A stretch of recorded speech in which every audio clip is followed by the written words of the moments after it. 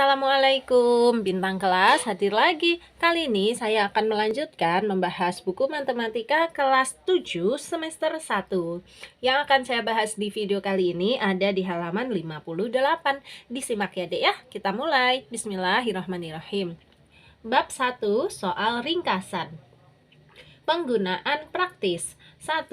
Joko memasang panel surya di atap rumahnya untuk membangkitkan tenaga listrik untuk memenuhi kebutuhan rumah tangganya. Dia berpikir, jika tenaga listrik yang dihasilkan melebihi kebutuhan, maka Joko tidak perlu membayar listrik. Tabel berikut ini menunjukkan tenaga listrik yang dibangkitkan, listrik yang dikonsumsi atau digunakan, dan kelebihan atau surplus selama 24 jam. Surplus sama dengan tenaga yang dibangkitkan dikurangi tenaga yang dikonsumsi atau digunakan. Oke, ini ya gambar panel suryanya. Nah, sekarang kita lihat tabel di bawahnya ini. Ini cara bacanya gini Dek, durasi jam itu maksudnya dari jam ke-0 sampai jam kedua, jam kedua sampai jam keempat, jam keempat sampai jam ke-6 dan seterusnya sampai ini ya, jam ke-22 sampai ke-24. Satu hari itu kan ada 24 jam gitu ya. Kemudian di baris kedua ini tenaga yang dibangkitkan satuannya kWh. Nah, di sini 0. Di sini juga 0, di sini ada ya, ini masih kosong. Nah, nanti yang kosong ini harus kita isi. Ini lanjutannya, ini juga kosong, ini kosong, harus kita isi ya. Di baris ketiga itu tenaga yang digunakan. Satuannya dalam kWh juga. Ini ada ya 0,9, di sini harus diisi dan seterusnya. Ini lanjutannya ya. Ini nanti harus kita isi juga. Kemudian surplus, satuannya kWh juga. Tadi rumusnya adalah gini, tenaga yang dibangkitkan dikurangi tenaga yang dikonsumsi. Berarti singkat cerita, atas kurangi bawah, itulah dapat nilai surplusnya ya. Nih, atas kurangi bawah, selalu kayak gitu nanti ya. Atas kurangi bawah sini, dapatlah nilai surplusnya dan seterusnya. Oke, kalau ada yang kosong, ya nanti harus kita isi. Untuk surplus yang kosong hanya yang di sini aja. Berarti nanti kita hitung caranya, ini 0,02 dikurangi 0,8. Letakkan jawabannya di sini. Gitu ya. Oke, ini catatannya. 1 kWh atau dibaca kilowatt jam merupakan satuan energi sama dengan 1 kWh yang dibangkitkan atau dikonsumsi dalam 1 jam. Nah, perintahnya ada di bawahnya ini.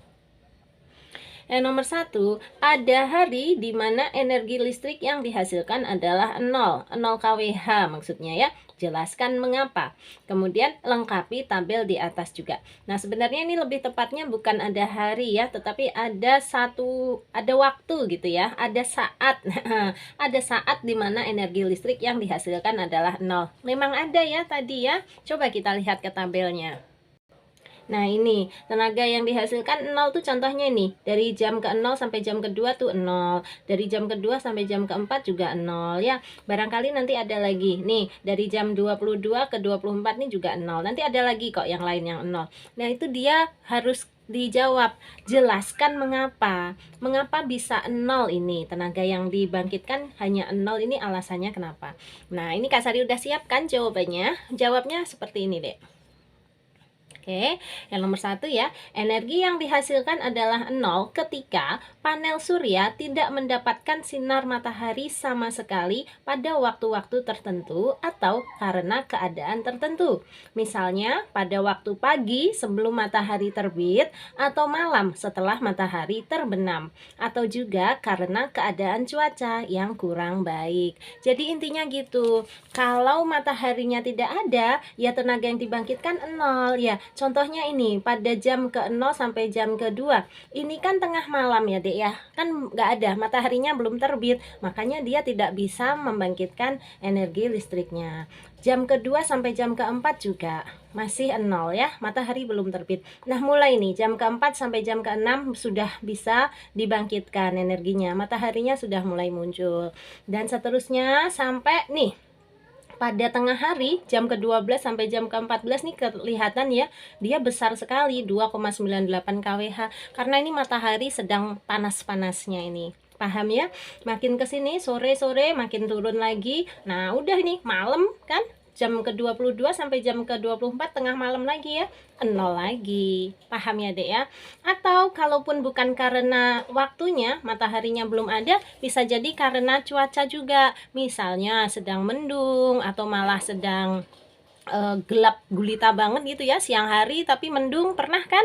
Nah, itu juga nggak bisa menghasilkan energi gitu, jelas ya. Nah, untuk redaksinya kalian boleh samaan dengan Kak Sari gini atau pakai bahasamu masing-masing juga boleh kok, intinya aja yang harus sama ya, yang penting kamu paham. Nah, udah, nomor 1 sudah terjawab untuk bagian penjelasan mengapa energi yang dihasilkan adalah 0, sudah kita jawab. Tadi soalnya kita juga harus melengkapi tabel ini. Yang kosong-kosong di sini harus kita lengkapi. Sekarang kita mulai menghitung ya. Oke, ini dia hitungannya. Oke, cara menghitungnya kita gunakan rumus surplus sama dengan tenaga yang dibangkitkan dikurangi tenaga yang dikonsumsi. Lihat dulu yang di sini. Kalau yang dibangkitkan 0, yang digunakan 0,9, maka surplusnya adalah negatif 0,9. Diperoleh dari 0 kurangi 0,9 ya. Sudah. Nah, sekarang tenaga yang dibangkitkan 0, ternyata surplusnya adalah negatif 0,6. Berarti tenaga yang digunakan ya 0,6 gitu. Ini mirip kayak yang di sebelah ya. Jadi 0 kurangi 0,9 itu negatif 0,9. Berarti 0 kurangi 0,6 ya negatif 0,6 ya. Jadi ini sudah terjawab. Negatif 0,6. Terbaca ya, Dek ya? Nggak terlalu silau ya. Ini tulisannya 0,6. Sudah. Nah, sekarang kita mau mengisi yang di sini. Yang ditanya ini surplusnya. Berarti atas kurangi bawah. 0,02 kurangi 0,8. Gini. 0,02 dikurangi 0,8. Nah, ini nanti hasilnya adalah negatif. Kenapa? Karena 0,02 itu lebih kecil daripada 0,8 ya. 0,8 ini boleh kita tambahin 0 di sini ya, bacanya sama aja. Jadi 0,8 dengan 0,80 itu sama. Pokoknya nanti 0,02 dikurangi 0,8 hasilnya adalah negatif. Untuk memudahkan cara menghitungnya justru kita balik aja. Gini, 0,80 dikurangi 0,02. Nah, gini deh. Ini untuk perhitungannya loh ya. Kalau jawabannya nanti kita pindahkan ke sini. Kita hitung. 0 kurangi 2 nggak bisa. Berarti minjem 1 dari sini ya menjadi 10. 10 kurangi 2 adalah 8. Nah, ini 8-nya udah dipinjam 1 menjadi 7 ya. 7 dikurangi 0 adalah 7. Kalau ini 0 kurangi 0 ya 0. Terus komanya ikut. Nah, gitu. Jadi 0,78. Pindahkan ke sini. 0,78. Ada tanda negatifnya. Baru kita pindahkan ke buku ya. Negatif 0,78. Paham? Oke, lanjut. Yang ini sudah lengkap, alhamdulillah. Nah, sekarang yang di sini. Ini kita misalkan aja dengan X, katakanlah ya. X dikurangi 0,8 sama dengan 2,3. Berarti kita harus menebak X-nya ini diganti bilangan berapa ya. Nih, kalau kita tulis begini ya. X dikurangi 0,8 sama dengan ini 2,3. Ini kita pakai pindah-pindah ruas ya, Dek ya. Kalau mau mencari X-nya saja, X sama dengan, nah 2,3-nya ditulis. Kemudian ini, negatif 0,8, kalau dipindah menyeberangi sama dengan, itu tanda negatifnya berganti menjadi tanda positif. Ditulisnya gini, positif 0,8 atau dibaca 2,3 tambah 0,8. Itulah nanti nilai X-nya. Kita bisa letakkan di sini nanti jawabannya. Berarti sekarang tugas kita tinggal menghitung nih. 2,3 ditambah 0,8 berapa? Susun ke bawah aja. Nah, begini ya. 3 ditambah 8 adalah 11. Tulis 1, simpan 1. Sekarang 1 tambah 2, 3. Tambah 0 tetap 3. Komanya turun. Nah, gini. Jadi 3,1. 3,1 itu apa? Ini tadi ya, 2,3 tambah 0,8. Nah, berarti udah ketemu nilai X ya adalah 3,1. Kita pindahkan pada buku. Ini X-nya boleh dihapus aja. Kita ganti dengan 3,1. Oke, lanjut. Sini sudah lengkap, lengkap. Nah, sekarang yang ini 1,41 di sini belum terisi, ternyata surplusnya adalah negatif 1. Sama seperti yang di sini tadi, ini kita misalkan aja dengan huruf apa ya? Katakanlah Y gitu ya, boleh. Berarti 1,41 dikurangi Y sama dengan negatif 1. Nah, ini kalau Kak Sari tuliskan ya, 1,41 dikurangi Y sama dengan negatif 1. Kita mau menebak Y-nya ini bilangannya berapa. Oke, caranya sama seperti tadi, kita pindah-pindah ruas. Gini deh. 1,41-nya biarin tetap di sini. Yang kita pindah ruas itu ini, negatif 1. Pindah ke sini. Tandanya berganti dari negatif menjadi positif. Berarti kita tulis di sini positif 1. Ini negatif Y juga kita pindah aja biar enak ya. Dari negatif Y kalau pindah ke sini menjadi positif Y. Positif Y boleh ditulis Y saja. Begini. Nah, sehingga bisa kita hitung. Ini bacanya Y sama dengan 1,41 ditambah 1. Maka nilai Y berapa? Kita hitung pakai susun ke bawah aja ya. 1,41 ditambah 1. Hati-hati menulis satunya di sini ya, nggak boleh di belakang. Karena 1 itu sebenarnya adalah 1,00 gitu. Oke, kita tambahkan. 1 tambah 0, 1, 4 tambah 0, 4, 1 tambah 1, 2, komanya turun. Nih, jawabannya 2,41. Itulah nilai Y. Kita pindahkan pada buku ya, 2,41. Kita hapus dulu. 2,41. Oke. Nah, sekarang dari jam ke-18 sampai 20 ini kosong, di sini 3,46, surplusnya negatif 2,63. Nah, ini kita misalkan lagi aja dengan X ya. Berarti X dikurangi 3,46 sama dengan negatif 2,63.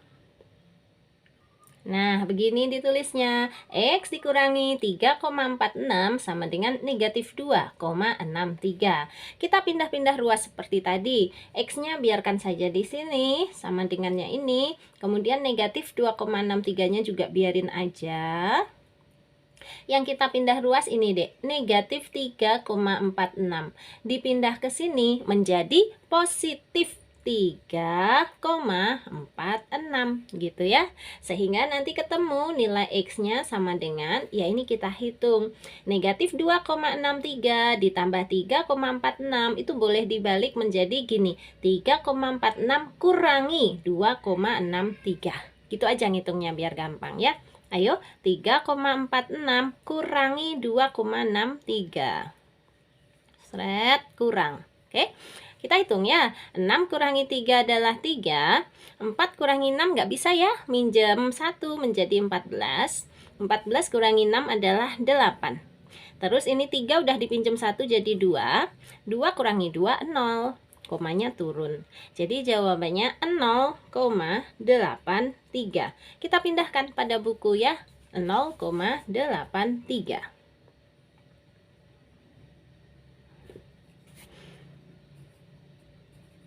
Oke, satu lagi pada jam ke-20 sampai ke-22.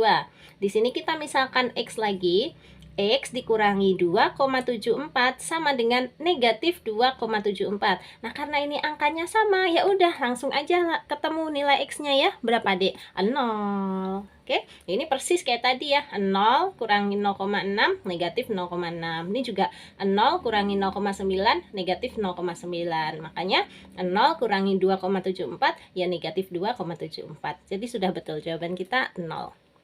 Oke, berarti ini soal yang pertama tadi sudah terjawab semua ya. Menjelaskan mengapa, kemudian melengkapi tabel, sudah. Nah, sekarang kita lihat soal berikutnya, yang kedua. Ini, yang kedua, nyatakan kapan surplusnya terbesar dan terkecil. Kalau yang terbesar, kita cari yang bernilai positif dan angkanya paling besar.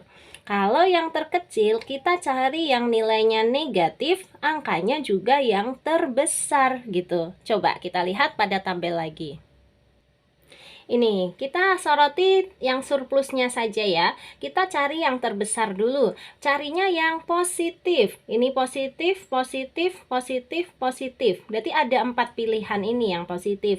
Nah, di antara 4 pilihan ini yang terbesar yang mana, Dek? Ini 0, ini 2, ini juga 2, ini 0. Berarti yang 2, ini yang kemungkinannya terbesar. Terus dipilih 2,3 atau 2,38 yang terbesar. Tentu saja yang 2,38. Ini yang terbesar. Nah, yang ditanyakan adalah kapan. Kalau kapan berarti kita menjawabnya pakai durasinya atau jamnya ini. Pada jam ke-12 sampai jam ke-14. Itulah surplus terbesar. Nanti kita tulis. Nah, sekarang kita cari dulu untuk surplus terkecil. Kalau surplus terkecil, kita cari yang bernilai negatif, tapi angkanya juga yang paling besar gitu ya. Nih negatifnya ada banyak nih. Negatif, negatif, negatif, negatif. Ini juga negatif, negatif, negatif, negatif. Kita pilih yang terbesar angkanya di antara yang negatif-negatif tadi. Ini 0, 0, 0, 1, ini 1, ini 2, ini 2, ini 2. Berarti yang angkanya terbesar ini ya pilihannya ya 2, 2, 2. Di antara 3 pilihan ini yang paling besar lagi yang mana? Tentu saja yang ini ya, Dek ya. 2,74. Di sini kan hanya 2,63. Di sini hanya 2,2. Jadi ini yang terkecilnya. Nah, gitu. Kak Sari tandain dengan segitiga. Yang ditanya tadi adalah kapan. Kalau gitu ya kita jawab ini waktunya ya. Pada jam ke-20 hingga ke-22. Oke? Berarti yang terbesar sudah dapat nih. Yang terkecil juga sudah dapat. Sekarang tinggal kita jawab seperti ini. Nah, gini nih Dek, jawabnya ya. Yang nomor 2, surplus terbesar pada jam ke-12 sampai 14 yaitu sebesar 2,38 kWh. Surplus terkecil pada jam ke-20 sampai 22 yaitu sebesar negatif 2,74 kWh. Udah, gitu aja ya, selesai. Nih, oke. Nah, sekarang kita lanjutkan ke pertanyaan yang ketiga. Nah, ini pertanyaan yang nomor 3 tadi ya. Berdasarkan data di atas, dapatkah kita mengatakan kalau Joko tidak perlu membayar listrik? Jelaskan alasan kesimpulanmu. Kamu tidak perlu menemukan jawaban. Oke, jadi kita hanya perlu menjelaskan kesimpulan kita alasannya apa gitu ya, tanpa menemukan jawabannya. Nah, tetapi nanti di sini Kak Sari akan tunjukkan ya jawabannya itu sebenarnya seperti apa. Kita jawab dulu aja. Jelaskan alasan kesimpulanmu, apakah Joko tidak perlu membayar listrik? Menjawabnya seperti ini, Dek. Oke, coba Kak Sari bacakan ya. Joko tidak perlu membayar listrik apabila total surplus yang dihasilkan panel suryanya bernilai positif. Oke, apabila total surplus bernilai negatif, maka Joko perlu untuk membayar listrik atau berlangganan ke PLN. Nah, gitu. Jadi tergantung dari total surplusnya di sini. Kalau ternyata total surplusnya ini dihitung bernilai positif, ya Joko tidak perlu membayar listrik ya. Tetapi kalau dihitung semua ini di total ternyata bernilai negatif, maka Joko masih perlu membayar listrik untuk memenuhi kebutuhan tenaga listrik harian di rumahnya. Kayak gitu. Nah, sekarang ini kan sebenarnya tidak perlu menunjukkan hitungannya, tetapi agar kalian lebih paham, Kak Sari tunjukkan ya jawabannya untuk menentukan apakah Joko ini perlu membayar listrik atau tidak. Caranya itu begini, Dek. Kita tulis atau kita hitung total surplus ini dijumlahkan semua. Coba ya, negatif 0,9 kayak gitu ya. Ini kita pakai verifikasi aja ya. Verifikasi. Boleh ditulis, boleh enggak. Karena jawabannya sebenarnya sampai sini aja udah betul. Untuk verifikasinya kita tulis gini caranya. Negatif 0,9 ditambah, ini berapa? Negatif 0,6 gitu ya. Dan seterusnya. Oke, ditambah lagi. Negatif berapa ini? Negatif 0,78. Oke. Kalian catat sendiri bisa ya. Kak Sari catatnya tapi di pause dulu aja biar cepet ya. Sebentar. Pokoknya ditambah, tambah terus. Kayak gini nanti. Nah, gini nih, kalau dilengkapi ya, negatif 0,9 tambah negatif 0,6 tambah negatif 0,78 tambah negatif 1,28 tambah 0,93. Jadi kalau yang positif nggak usah pakai kurung, nggak apa-apa. Tambah 2,3 tambah 2,38 dan seterusnya sampai akhir ya. Tambah ke sini, nih, tambah negatif 2,2. Ini dihitung. Nah, ternyata hasilnya adalah negatif 5,67. Jadi kesimpulannya, karena total surplusnya Joko ini bernilai negatif, maka dia harus membayar listrik. Nih keterangannya kan, apabila total surplus bernilai negatif, maka Joko perlu untuk membayar listrik ini. Oke, ini verifikasinya untuk lebih jelasnya. Tetapi sebenarnya kalian tidak dituntut untuk menghitung ini. Hanya keterangannya saja atau hanya alasannya aja. Jadi sudah sampai sini aja udah boleh. Ya Dek ya, paham ya? Mudah-mudahan paham. Kalau ada yang ditanyakan silahkan tanya aja di kolom komentar, nanti Kak Sari bantu jawab. Nah sekarang kita masuk ke soal berikutnya, soal 2. Oke, soal nomor 2, estimasi atau taksiran. Sebuah truk menghasilkan emisi gas karbon monoksida (CO) sebesar 2,8 gram per kilometer. Jika truk tersebut telah menempuh perjalanan sejauh 4,129 km dengan melakukan pembulatan bilangan kesatuan terdekat, kita dapat menentukan estimasi emisi yang dihasilkan oleh truk tersebut. Jadi, emisi yang dihasilkan sama dengan 3 gram per kilometer pembulatan ke atas. Aslinya ini 2,8 gram per kilometer dibulatkan ke atas menjadi 3 gram per kilometer. Jarak yang ditempuh yaitu 4 km pembulatan ke bawah. Dari sini Dek, aslinya 4,129 km dibulatkan ke bawah menjadi 4 km. Kemudian ini 3 dan 4-nya ini dikali ya, 3 kali 4 sama dengan 12 gram. Nah 12 gram ini untuk berapa kilometer tadi? Untuk 4 kilometer. Terus berdasarkan penjelasan di atas, jika truk tersebut menempuh jarak 21,891 km setiap harinya, tentukan estimasi emisi yang dihasilkan oleh truk tersebut selama setahun atau 365 hari. Jelaskan. Nah, kalau yang ini, jadi estimasi emisi yang dihasilkan selama perjalanan adalah 12 gram. Itu tadi nyambungnya ke sini ya. Tapi pertanyaan kita ini dia. Data yang dibutuhkan ini, jarak yang ditempuh setiap harinya 21,891 km dan satu lagi, emisi gas karbon monoksidanya adalah 2,8 gram per kilometer. Nanti kita kalikan. Terus ingat dikalikan juga dengan 365 hari.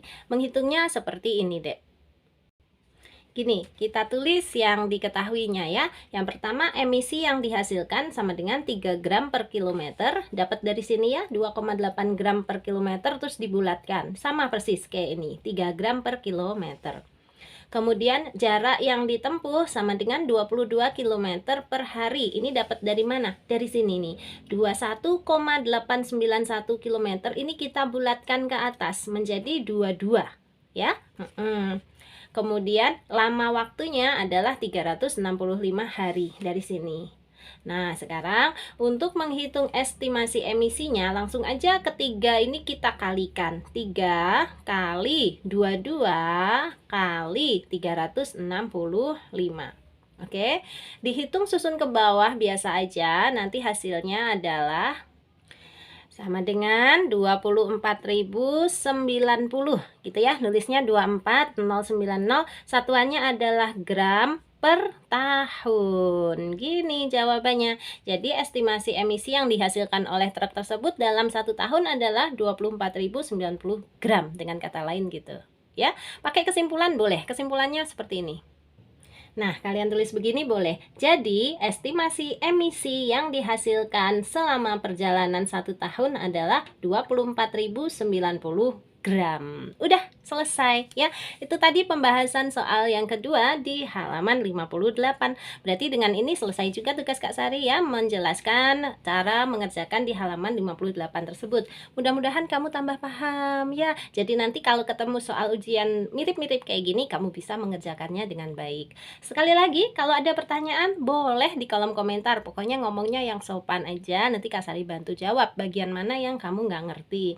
Tetapi kalau mau gabung di dalam grup untuk bertanya lebih rinci juga boleh. Cara gabungnya chat aja di 081 456 10 9870. Grupnya Kak Sari ini ada dua macam, ada yang gratis dan ada yang berbayar. Nanti kamu pilih sendiri pengen digabungkan ke dalam grup yang mana ya. Nah, sekarang waktunya pamit. Kalau kamu suka dengan video ini, silahkan like, komen, dan share ke teman-temanmu yang juga membutuhkan pembahasan ini. Terus buat kamu yang belum subscribe, boleh subscribe. Terima kasih banyak. Assalamualaikum warahmatullahi wabarakatuh.